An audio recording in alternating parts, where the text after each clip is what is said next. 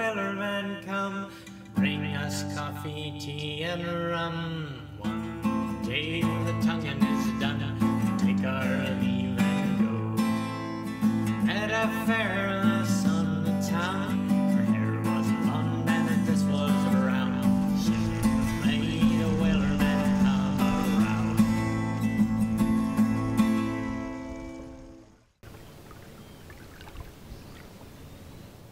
Sydney and I set out from the western shore of Kentucky Lake near Kentucky Dam, and our destination was a houseboat wreck that I had discovered on a previous outing. Sydney is somewhat of an urbex enthusiast, and she loves anything abandoned. We had explored many old home sites and abandoned terrestrial structures in the lake's area together, but never anything on the water like this, and I thought this was interesting.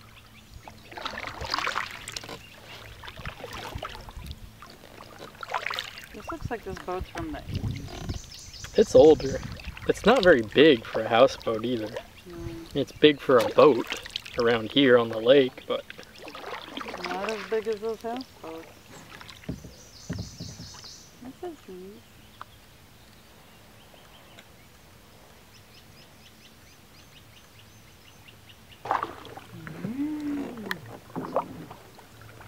so just choke it and crank it, and we'll be on the intercoastal waterway in no time. I have the biggest intrusive thought to just jump in the water right now. We'll clickbait title this, "You won't believe what we found in an abandoned boat." And it'll be a thumbnail image of me going Oh, the front deck was like soft. Oh, I was like pushing it with my foot and it was going Yeah. and I'm like, oh no. Port side of the cabin is like really cracked, like bad. I really don't know a whole lot about this type of craft, but I noticed that the controls are on the roof of the cabin, and I couldn't tell you whether that is unusual, but it seems a little unusual to me.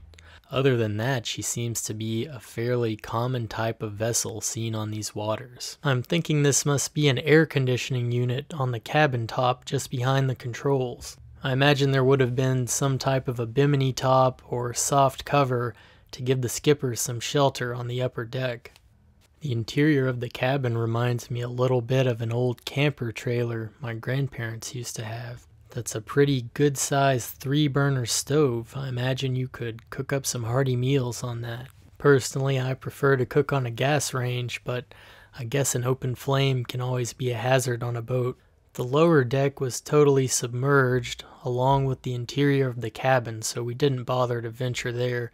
Would have been very unsafe, even if you didn't mind waiting in there. I was able to make out from the deck the flooded engine compartment for an inboard motor, probably an automotive type of motor. These are a few photos from my initial discovery of the wreck the previous week, and I noticed on shore nearby this line was made off to a small tree and trailed off into the water. I don't know if the line was actually made off to the vessel itself, but it seems that way, and that may indicate that somebody had attempted to rescue the vessel or salvage it after the fact. I don't know, but I suspect that she was a derelict abandoned on purpose. Where? Oh, I see it. Hi, birdie.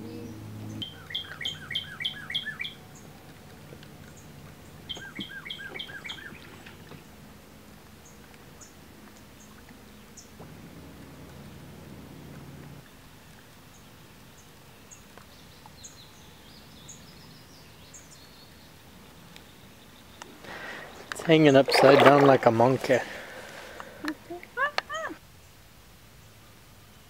Once I build up to my Grecian sailor complexion in summer, I'm not very susceptible to sunburn at all.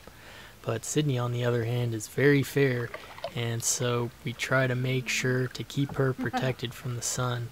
That's why she's often covered up in these videos with the funny hat and one of my sun reflective shirts. There's all those turtles down there.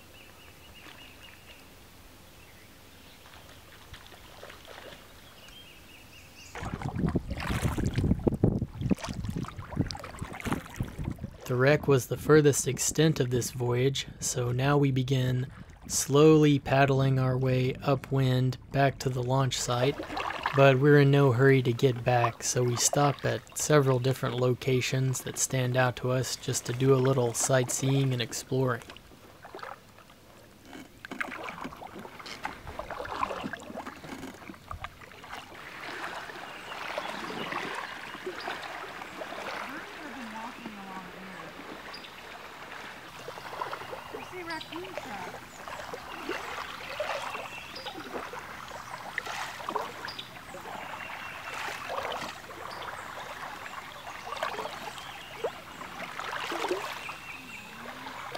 Sydney has a very keen eye for spotting tiny details, and she's always pointing things out to me that I'm totally oblivious to. This beach was completely covered in some type of microscopic toads or frogs, I'm not sure which. One hopped over a yellow leaf and that would have been the perfect shot. It's got spikies on it. I have no idea. I don't know if it's plant or animal.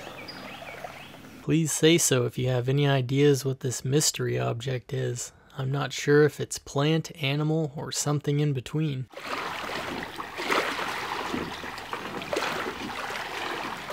Sydney found this marker washed up on the beach, and it just happened to match the emblem on our kayak perfectly.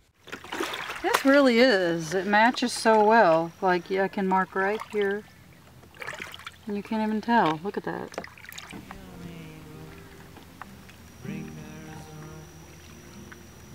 To me, boating is really more about closeness to the water and closeness to nature. It's about the journey, the experience. I've done a lot of sailing alone, and that's a certain type of experience.